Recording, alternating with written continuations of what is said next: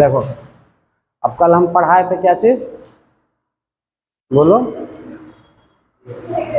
Dehydration. ठीक है, उसमें क्या करते थे, अल्कोहल डालकर पानी को इसमें से निकालते थे, टिश्यू में से। ठीक है, अब टिश्यू में से पानी क्यों निकालते थे, ताकि आगे चलकर जो इम्बेडिंग करना है, ठीक है, तो इसमें क्या होता है, वैक्स यूज करते हैं। क्या यूज करते हैं, वैक्स। तो वो क्या होता है, वैक्स और वाटर इमिसिबल होता है, मतलब एक साथ वो मिक्स हो ही नहीं सकता है। ठीक है, तो पानी रहेगा टिश्यू के अंदर तो वैक्स अंदर घुसेगा नहीं, जाएगा। तो इसलिए क्या करते हैं, पहले पानी को निकालते हैं। ठीक है, अब पानी को निकालने के बाद क्या करते हैं, फिर वैक्स से घुसाएंगे। लेकिन उससे निकालने से पहले क्या करते हैं, क्लियरिंग करते हैं, मतलब पहले अल्कोहल को निकालेंगे। तब अल्कोहल को निकालने के लिए जिस केमिकल को यूज करते हैं, ठीक है, जाइलिन, उसी को क्या बोलते हैं, क्लियरिंग एजेंट। मतलब उसमें से अल्कोहल को निकाल देना, क्लियर कर देना, उसी से क्या नाम पड़ गया है, क्लियरिंग। मतलब टिश्यू में से जो अल्कोहल है उसको क्या कर रहे हैं, निकाल रहे हैं। ठीक है ना, तो देखो वहीं सब लिखा हुआ है कि सिंस अल्कोहल एंड वैक्स, क्या है, alcohol and wax are not miscible. ठीक है, अल्कोहल और वैक्स क्या होता है, ये भी मिक्सिबल नहीं होता है, वाटर के साथ तो जाएगा ही नहीं, लेकिन अल्कोहल और वैक्स भी क्या होता है, इमिसिबल होता है। ठीक है ना, तो क्या होता है कि the alcohol which occupies the tissue. अब क्या होता है कि मानो कि डिकल्सिफिकेशन बोल रहा है, डिहाइड्रेशन कर रहे हैं, तो उसमें अल्कोहल जाकर क्या हो गया है, बैठ गया, मतलब अंदर घुस कर बैठा हुआ है ना। तो क्या होता है, वैक्स और अल्कोहल भी क्या होता है, इमिसिबल होता है। ठीक है, तब उसको जो अल्कोहल घुसा है इससे पहले डिहाइड्रेशन में, पानी को निकाले किसके द्वारा, देखो उनको बताया था ना कि ये देखो इसमें पानी रहता है टिश्यू में, है ना, तो इसमें क्या करते हैं, अल्कोहल डालते हैं, अल्कोहल का कंसंट्रेशन डालते हैं, तो इसमें क्या होगा, टिश्यू में से पानी तो निकल जाएगा, लेकिन क्या होगा, अल्कोहल अंदर चला जाएगा। तो फिर क्या करते हैं, अल्कोहल को क्या करेंगे, निकालेंगे।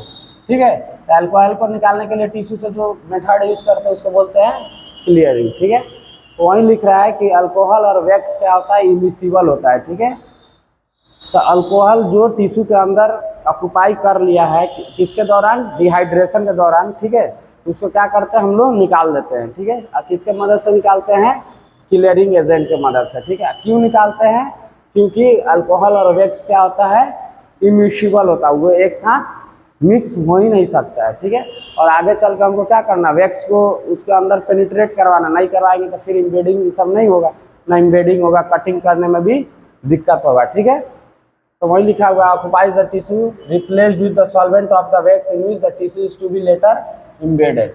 क्यों निकालते हैं, क्योंकि बाद में चलकर हमको क्या करना है, इम्बेडिंग करना, मतलब वैक्स में उसको रखकर क्या करना है, ढालना है। ठीक है ना, ताकि माइक्रोटोमी में क्या कर सकते हैं, आसानी से उसको काट सके। ठीक है, उसके बाद बोल रहा है कि क्लियरिंग एजेंट क्या करता है, क्लियर्स अल्कोहल। ठीक है, क्लियरिंग एजेंट क्या करता है, अल्कोहल को टिश्यू में से क्लियर करता है from the tissue, making room for. अब देखो अल्कोहल जैसा ही निकलेगा, ठीक है ना, तो कौन निकाल रहा है, जाइलिन। ठीक है, तो ये जाइलिन क्या करेगा, रूम दे रहा है किसको, पैराफिन वैक्स। ठीक है ना, ताकि पैराफिन क्या करे, अंदर उसमें इनफिल्ट्रेट कर दे, अंदर घुस जाएगा। तो कौन निकालेगा, अल्कोहल को जाइलिन निकाल रहा है, इसीलिए इसको क्या बोल देते हैं, क्लियरिंग एजेंट, क्यों, अल्कोहल को वहां से क्लियर कर रहा है। ठीक है ना, उसी से क्या नाम पड़ गया है, क्लियरिंग एजेंट। ठीक है, और मानो कि उसमें से क्या होगा, अल्कोहल निकल जाएगा, पैराफिन अंदर जाएगा, तो क्या होगा, ट्रांसपेरेंट हो जाएगा एंड क्लियर हो जाएगा। मतलब टिश्यू क्या होता है, थोड़ा ट्रांसपेरेंट हो जाएगा और साफ साफ दिखने लगता है। ठीक है ना, दिखेगा तो पूरा ट्रांसपेरेंसी, मतलब दिखता है कि टिश्यू का आर पार नहीं होता है, पूरा नहीं दिखेगा लेकिन हल्का फुल्का हो जाएगा। ठीक है, इसी को क्या बोलते हैं, क्लियरिंग बोलते हैं। ठीक है, अब जैसे बताया कि फॉर्मेलिन क्या है, फिक्सेटिव है, डिहाइड्रेटिंग एजेंट अल्कोहल सब है। ठीक है, तो ऐसा ही क्या है, जाइलिन जो है कॉमनली यूज, सबसे ज़्यादा क्या होता है, लैब में यूज करे जाने वाला क्या है, क्लियरिंग एजेंट है। ठीक है, अब क्यों किया जाता होगा, क्योंकि क्या होता होगा कि मानो कि चीप होता होगा, बेस्ट होता है। ठीक है, और क्या होता है, इरिटेशन नहीं करता है, एलर्जी सब उतना नहीं करता, इसलिए इसको क्या करते हैं, यूज करते हैं। अब देखो टोलिन, क्लोरोफॉर्म, बेंजीन को भी क्या कर सकते हैं, एज ए क्लियरिंग एजेंट हम लोग यूज कर सकते हैं, लेकिन ये क्या होता है, कार्सिनोजेनिक। कार्सिनोजेनिक मतलब क्या होता है, कैंसर कॉजिंग सब्सटेंसेस। ठीक है, या केमिकल, वैसा केमिकल जो क्या करे, कैंसर प्रोड्यूस करे। तो टोलिन, क्लोरोफॉर्म, बेंजीन ये भी क्या है, क्लियरिंग एजेंट है। क्या है, क्लियरिंग एजेंट है, लेकिन ये क्या होता है, कार्सिनोजेनिक होता है, मतलब कैंसर प्रोड्यूस करता है और टॉक्सिक इन नेचर होता है। कैसा होता है, टॉक्सिक इन नेचर, मतलब जहरीला होता है, ठीक है। तो इसलिए इसको क्या करते हैं, जनरली यूज हम लोग नहीं करेंगे, ठीक है ना। तो जाइलिन को क्या होता है, कॉमनली यूज करते हैं। टोलिन, क्लोरोफॉर्म, बेंजीन को भी क्लियरिंग एजेंट यूज किया जाता था, लेकिन क्या पता चला कि ये कार्सिनोजेनिक है और टॉक्सिक है, तो इसको क्या किया गया, छोड़ दिया गया, लेकिन यूज किया जा सकता है, ठीक है ना। उसके बाद है सीडार वुड ऑयल। क्या है, सीडार वुड ऑयल। ये क्या होता है कि सबसे बेस्ट होता है। क्या होता है, सबसे बेस्ट होता है, लेकिन ये क्या होता है, बहुत महंगा होता है। हम बताए थे कि जो अच्छा क्या नाम है, एक आइडियल क्लियरिंग एजेंट या फिक्सेटिव एजेंट वो होता है जो सस्ता भी हो, बताए थे ना, चीप हो, इजीली अवेलेबल इन मार्केट हो। मेन तो हमको कॉस्ट इफेक्टिव भी दिखना है ना। तो सीडार वुड ऑयल क्या होता है, इसलिए ये अच्छा होता है, सबसे बेहतर, जाइलिन से भी अच्छा होता है, लेकिन इसको हम लोग यूज़ नहीं करते। क्यों नहीं करते हैं, क्योंकि महंगा होता है, ठीक है। सीडार वुड ऑयल एक और जगह यूज होता है, याद है कहाँ होता है, नाम सुना इसका, सीडार वुड ऑयल का?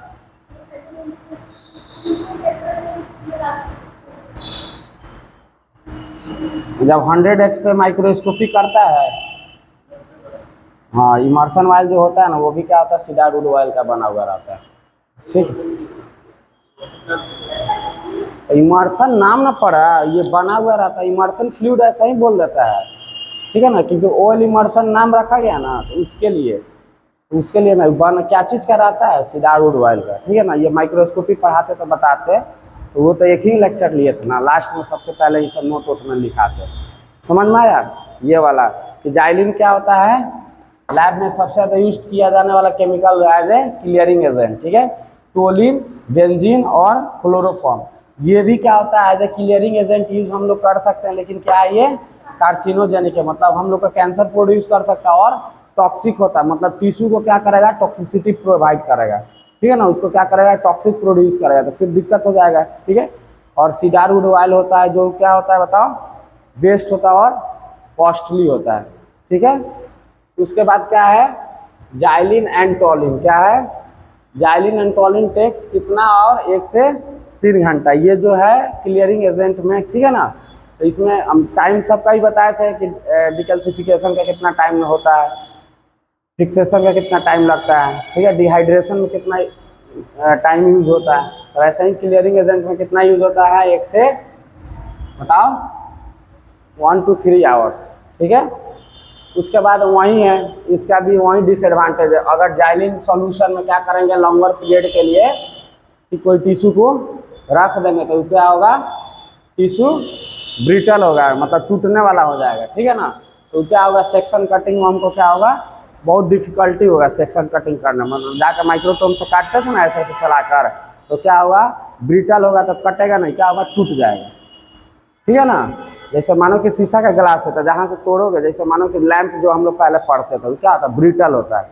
लैंप देखिए, लैंप का शीशा देखिए कभी, तो वो क्या होगा, जिस जगह से तोड़ेगी वहाँ से नहीं टूटेगा, सब जगह से टूटता है, ठीक है ना। तो उसी को क्या बोलता है, ब्रिटल। जैसे पापड़ है, उसको तोड़ेगी इधर से, टूटता है इधर से, समझ में आ रहा है। अब ऐसा चीज़ मतलब जो मतलब नहीं होता है कि चारों ओर से टूट जाए, बहुत ब्रिटल उसको माना जाता है, समझ में आया। तो इसको याद रखना है कि क्लियरिंग क्यों करते हैं, क्योंकि वैक्स और अल्कोहल इमिसिबल होता है, ठीक है। तो हमको तो वैक्स को टिश्यू के अंदर इनफिल्ट्रेट करना है, तो इसलिए इसको निकालना पड़ता है, अल्कोहल को। जो इस केमिकल से निकाला जाता है उसको बोलते हैं क्लियरिंग एजेंट, ठीक है। क्लियरिंग एजेंट वैसा केमिकल्स है या सब्सटेंसेज है, ठीक है, जो क्या करता है, अल्कोहल को क्लियर करता है, किससे, टिश्यू से, और रूम बनाता है, ठीक है ना। अब अल्कोहल निकाल गया तो इजीली क्या होगा, पैराफिन इन कर जाएगा, ठीक है ना, और टिश्यू को क्या करेगा, ट्रांसपेरेंट और क्लियर कर देगा, मतलब साफ कर देगा और ट्रांसपेरेंट कर देगा, उसी को क्या बोलते हैं, क्लियरिंग बोलते हैं। क्या बोलते हैं, क्लियरिंग। उसके बाद एग्जाम्पल बताएं कि जो जाइलिन हो गया, टोलिन हो गया, बेंजीन हो गया और क्लोरोफॉर्म हो गया और सीडार वुड ऑयल हो गया, ठीक है। जो जाइलिन होता है ये routinely and commonly used in the laboratory, सबसे ज़्यादा यूज किया जाने वाला chemical as a clearing agent है, ठीक है। टोलिन, क्लोरोफॉर्म और बेंजीन भी क्या होता था, पहले के ज़माने में यूज किया जाता था, लेकिन जब से पता चला ये क्या है, कार्सिनोजेनिक है एंड टॉक्सिक इन नेचर, ठीक है ना। टिश्यू को क्या करता है, टॉक्सिसिटी प्रोवाइड कर रहा है, तो इसको क्या करता है, यूज अब नहीं करते हैं, लेकिन कभी कभी यूज भी कर सकते हैं, लेकिन फिर आगे चल के क्या होगा, हमको दिक्कत होगा, ठीक है।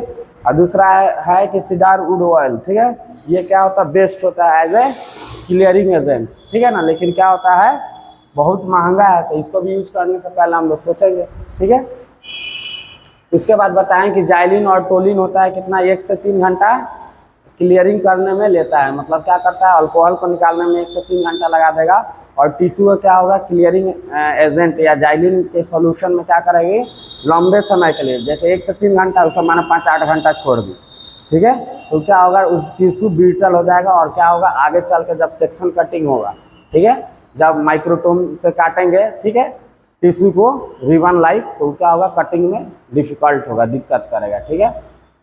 उसके बाद जो टॉपिक आता है, ठीक है, तो वो इनफिल्ट्रेशन एंड इम्प्रिग्नेशन।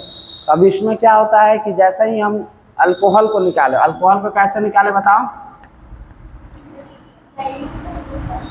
अल्कोहल को क्या किए, जाइलिन सॉल्यूशन में डालें टिश्यू को, तो इसमें क्या था, अल्कोहल था, क्या था, अल्कोहल था, ठीक है, तो इसको क्या किया, जाइलिन में डाले, तो अल्कोहल तो निकल गया, लेकिन क्या हुआ, जाइलिन फिर जाकर अंदर घुस गया, तो क्या करेंगे, जाइलिन को निकालना है। तो जाइलिन को निकालने के लिए क्या करते हैं, तो वो जो दिखाएं तुमको, क्या होगा कि जो टैब आता है मोल्टन वैक्स में, क्या करेंगे, सबको ऐसा ऐसा बॉक्स रहेगा, इसमें क्या रहेगा, मोल्टन वैक्स रहेगा, और ये टिश्यू को क्या करेंगे, रैप करके इसी में क्या करेंगे, डाल देंगे, समझ में आ रहा है।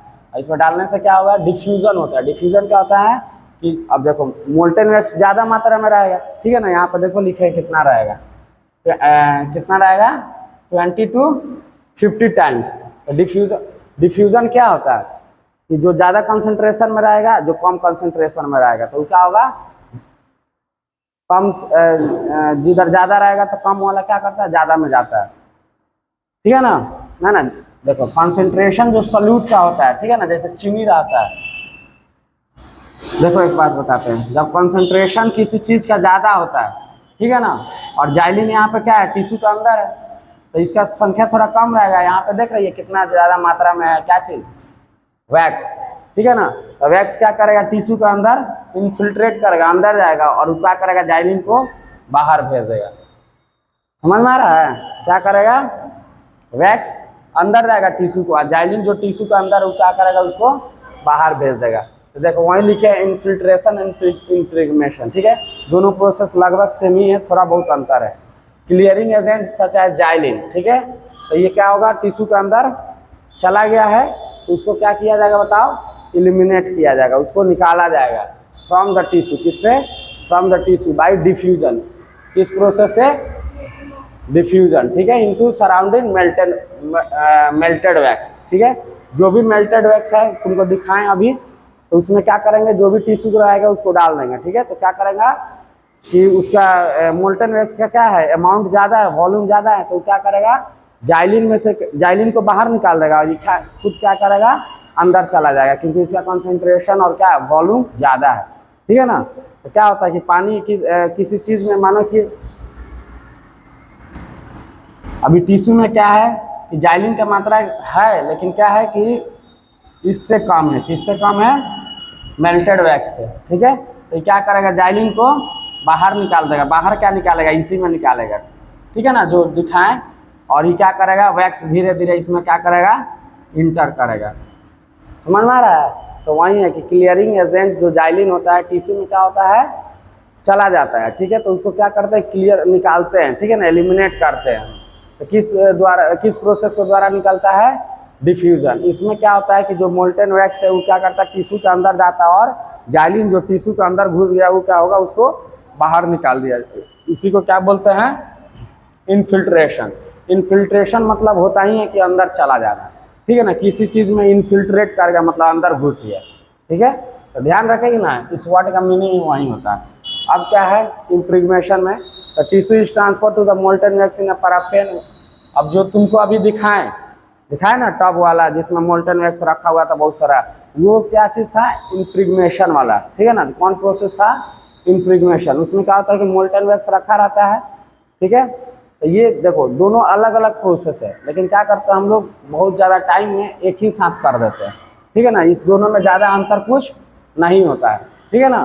तो क्या किए कि जो भी मोल्टन वैक्स है उसमें टिश्यू को निकाल कर इम्प्रेग्नेशन में से, ठीक है, इसको क्या करेंगे मोल्टन वैक्स में डाल देंगे। इसमें क्या है क्लियरिंग एजेंट को निकाल रहे हैं इन्फिल्ट्रेशन में से, समझ में आ रहा है। और उसके बाद निकल जा रहा है तो उसको क्या कर रहे हैं कि टिश्यू में क्या ऑलरेडी वैक्स घुसा हुआ है और उसको फिर उठाकर क्या करना है वैक्स में डाल दे रहा है।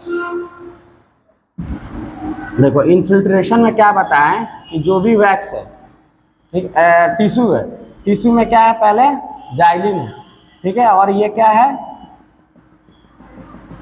मोल्टन वैक्स है, ठीक है। तो ये मोल्टन वैक्स अंदर जाएगा और जाइलिन बाहर आएगा, तो इसी को क्या बोल देंगे इन्फिल्ट्रेशन। मतलब क्या हुआ कि जो मोल्टन वैक्स है अंदर इन्फिल्ट्रेट करेगा, अंदर जा रहा है, ठीक है। और इम्बेडिंग में भी क्या होता है कि अब जो टिश्यू हो गया तो इसमें क्या है वैक्स है ना, तो इस टिश्यू को क्या करेंगे फिर मोल्टन वैक्स में क्या करेंगे डाल देंगे, समझ में आ रहा है। तो इसको क्या बोल देंगे इम्प्रेग्नेशन, क्या बोल देंगे इम्प्रेग्नेशन, इसको बोल देंगे इन्फिल्ट्रेशन, समझ में आया। तो थोड़ा बहुत अंतर है, ज़्यादा कुछ अंतर नहीं होता। इसको इस प्रोसेस को डायरेक्ट भी कर सकते हैं, इन्फिल्ट्रेशन नहीं करके डायरेक्ट इम्प्रेग्नेशन में भी डाल सकती है, ठीक है। अब देखो अब ट्रांसफर किया जाता है किसमें पैराफिन एम्बेडिंग ओवन, दिखाएं उसी को क्या बोला जाता है पैराफिन एम्बेडिंग ओवन, ठीक है ना, जो इंस्ट्रूमेंट था। और उसका जो टेम्परेचर या मेल्टिंग कितना डिग्री पर आता है वो 58 से 60 डिग्री सेंटीग्रेड, ठीक है ना। ये ज़्यादा मात्रा ये ज़्यादा टेम्परेचर में नहीं रहेगा, ठीक है ना, इतना ही वो फिक्स करके रखा हुआ रहता है वहीं पे मधु मैम के एथी में रूम में, ठीक है। कितना है 58 से, मतलब जो कौन पैराफिन एम्बेडिंग दिखा है ना तुमको ओवन जिसमें वो मेल्टेड वैक्स को रखे हुए थे पैराफिन वैक्स को, तो उसी मशीन को क्या बोलते हैं पैराफिन एम्बेडिंग ओवन, समझ में आ रहा है। उसका जो टेम्परेचर आता है कितना रहता है 58 से 60 डिग्री सेंटीग्रेड, टू सेट रहता है, उससे ज़्यादा भी नहीं करना और कम भी नहीं करना, उसी के आसपास रहता है, समझ में आया। और उसके बाद क्या होता है tissue completely with molten para wax. उसके बाद क्या होता है कि टिश्यू के अंदर जो भी ये है क्या है पैराफिन वैक्स है, ये क्या करेगा धीरे धीरे और अंदर जाएगा, ठीक है ना। जितना स्पेस रहेगा सबको क्या करेगा ले लेगा, ठीक है ना, अंदर घुस जाएगा, ठीक है ना, इम्प्रेग्नेट कर देगा उसको, ठीक है। अब बोल रहा है कि टिश्यू को इम्प्रेग्नेशन होने के लिए कितना देर तक छोड़ना पड़ता है 2 से 10 आवर्स।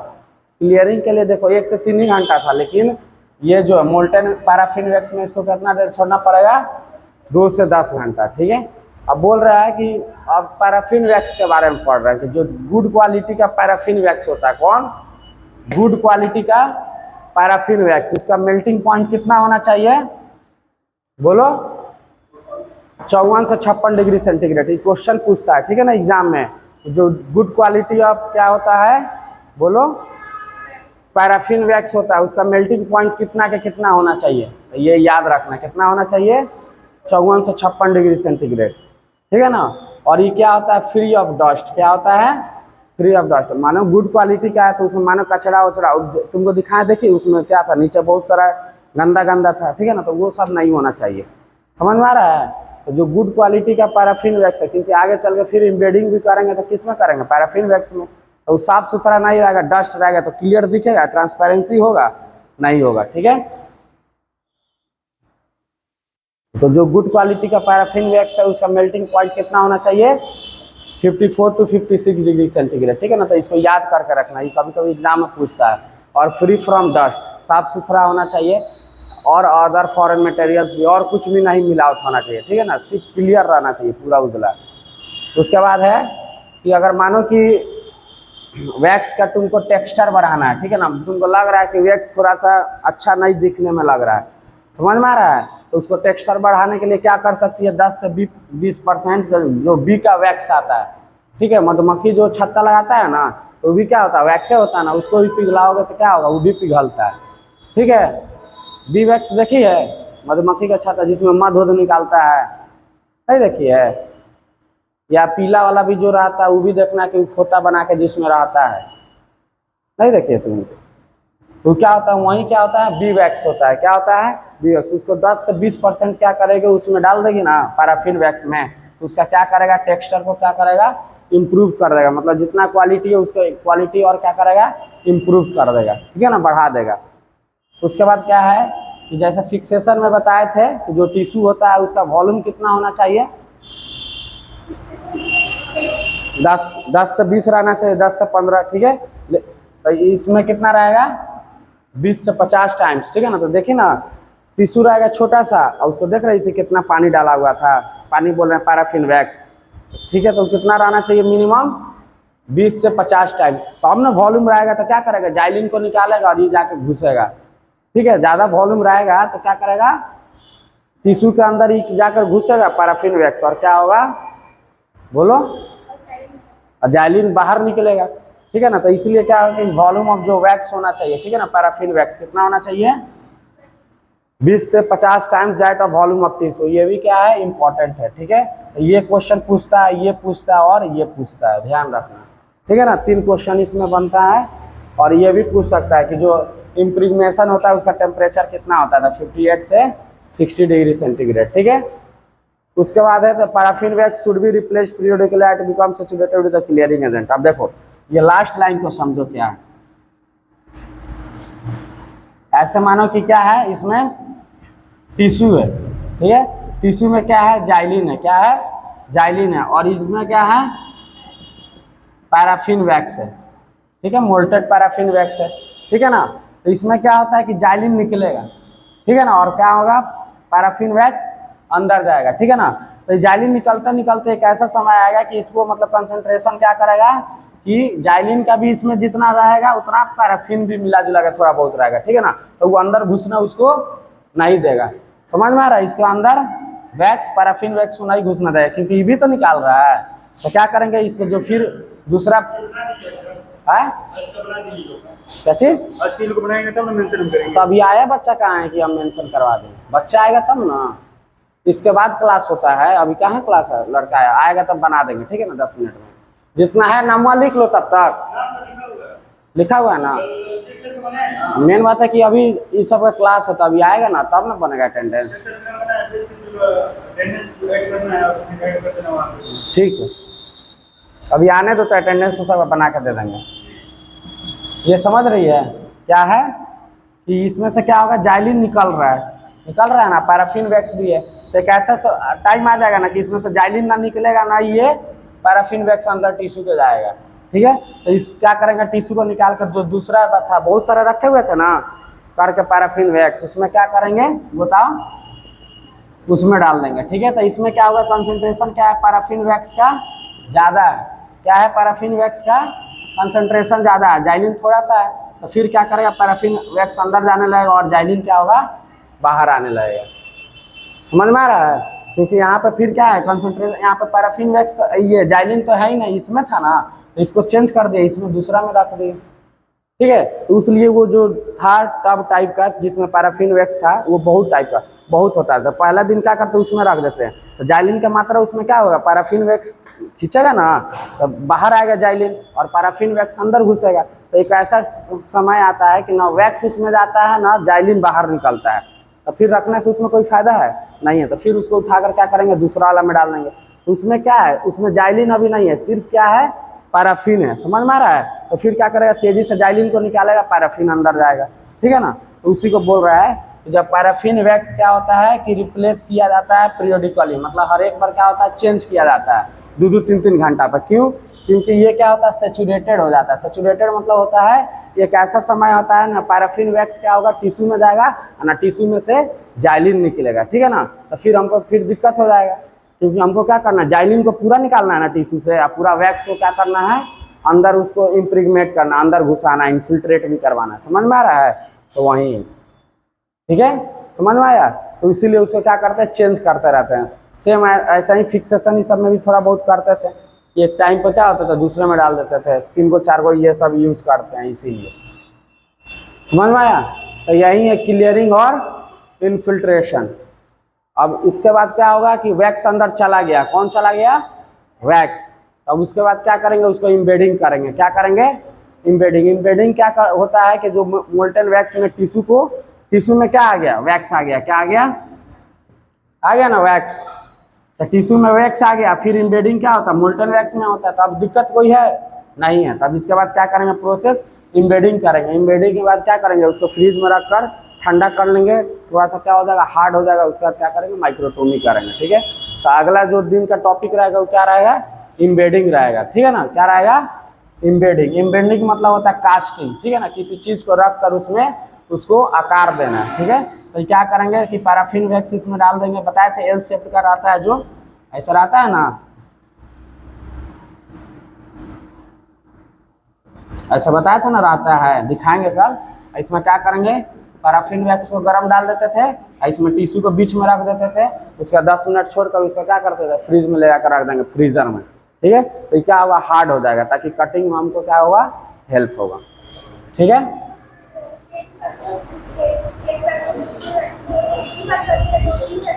दो बार कर कर छोड़ देते हैं। ठीक है ना, हो जाता है उतना में।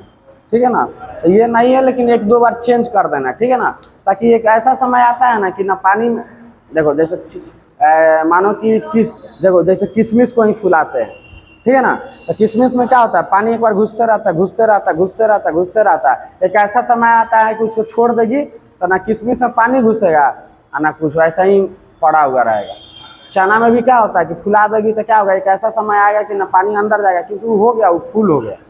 समझ में आ रहा है, तो उसी को बोलते हैं सैचुरेट हो गया। ठीक है ना, या वो उतना हो गया कि ना अंदर से बाहर कुछ जाएगा, ना बाहर से कुछ अंदर आएगा। ठीक है ना, उसी को सैचुरेशन बोलते हैं। तो ये समझ में आ गया। अगला दिन का टॉपिक रहेगा इम्बेडिंग। ठीक है, 2 एल शेप का लेकर पैराफिन वैक्स में उसको क्या करते हैं, टिश्यू को इम्बेडिंग करते हैं। ठीक है, आगे चल के उसको सेक्शन कटिंग में क्या होगा, मदद करेगा, हार्ड प्रोवाइड करेगा। ठीक है, समझ में आया। तो इसको पढ़ लेना एक बार ध्यान से, उसको बंद करना।